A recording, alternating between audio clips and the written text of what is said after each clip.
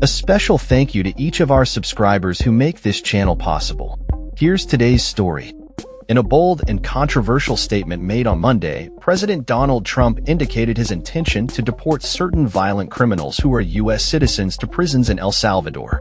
This proposal has raised significant alarms among civil rights advocates and legal experts, who argue that such actions would violate U.S. law and constitutional protections. Trump's remarks come during a meeting with Salvadoran President Nayib Bukele at the White House, where the two leaders discussed potential cooperation on immigration and crime. Trump emphasized the need to address what he described as homegrown criminals in the U.S., stating, "We always have to obey the laws, but we also have homegrown criminals that push people into subways, that hit elderly ladies on the back of the head with a baseball bat when they're not looking, that are absolute monsters."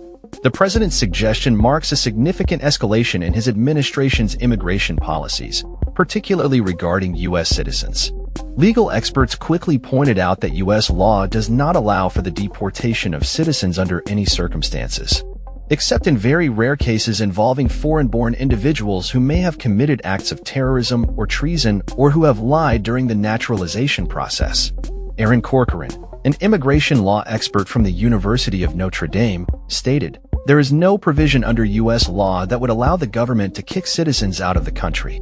Despite this legal framework, Trump has expressed a desire to explore the legal avenues for implementing such a policy, indicating that his administration would only pursue the idea if it could be deemed legal. The uncertainty surrounding the due process that American citizens would receive before being deported adds to the concerns voiced by civil rights advocates. Critics of the proposal have highlighted the serious human rights issues associated with Salvadoran prisons, which have been criticized for harsh and arbitrary detentions. The U.S. has previously accused El Salvador of serious human rights abuses, raising questions about the treatment of deported individuals. The White House press secretary, Caroline Leavitt, confirmed that the idea of deporting U.S. citizens to El Salvador was being considered, stating that Trump had simply floated the idea during his meeting with Bukele. The Trump administration has a history of controversial immigration policies, having previously sent migrants accused of criminal affiliations to El Salvador's notorious mega prison, known as the Terrorism Confinement Center. This has raised concerns about the legality and ethics of such actions, particularly given the U.S. government's financial support to El Salvador for detaining migrants. Trump's comments come at a time when immigration remains a contentious issue in American politics, especially as he seeks to solidify his base ahead of the upcoming elections. The president's focus on violent crime and immigration has resonated with many of his supporters, who view these issues as critical to national security. However, the proposal has drawn sharp criticism from various quarters, including legal scholars, civil rights organizations, and politicians from both parties.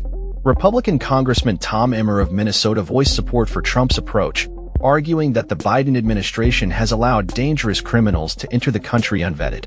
In contrast, critics warn that the proposal represents a dangerous precedent that could undermine the constitutional rights of U.S. citizens.